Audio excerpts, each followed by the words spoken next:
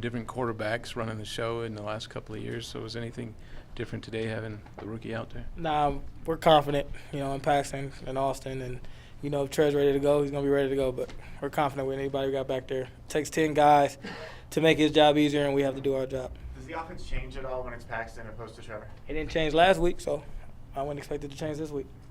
You guys ran the ball a little better in the second half. Were you seeing things that are encouraging as you guys try to get back more on track? We're just trying to find a way to run the ball and get back on track. That's all we're going to do. We're going to keep working and stay in the ground, keep our cleats, keep our feet where it's at, and just continue to push. With Virgil and Donald practicing today, how much better can the running game be? It can definitely get back to where we want it. I mean, you don't want to make it seem like the people behind Virgil and Donald weren't giving it. They were playing too. So, we just got to find a way, just different schemes and, try to be a little bit more, physical than what we want to be. So than we have been. How important is Donald to the running game? I think Donald's just important to the offense, just the leadership himself, him being in the league and, him seeing different fronts, different looks, playing in the league for so long and playing against, different personnel. So it's always good to have a veteran out there. Seeing Paxton practicing on Sunday, what areas has he improved in your mind? You could just tell the preparation from training camp, from OTAs, from training camp all the way to now, that it gives us the opportunity not to go and be conservative, to run our offense the way we want to run it. So that's probably the biggest area he's proven. As far as all the intangibles, the arm strength and, get out of trouble with his feet, he's been born with those. But his preparation and understanding the offense better, you can actually see that. How much do you feel that different things with him running the show? Repeat that? With Paxton, with his mobility, does it allow you to do different things on offense? No.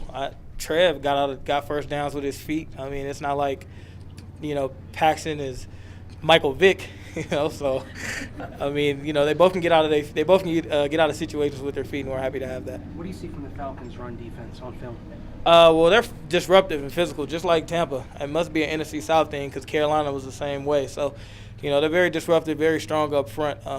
It's another challenge for us this week, and we got to answer the bell. We haven't answered the last 2 weeks the way we wanted to, and we got to answer it.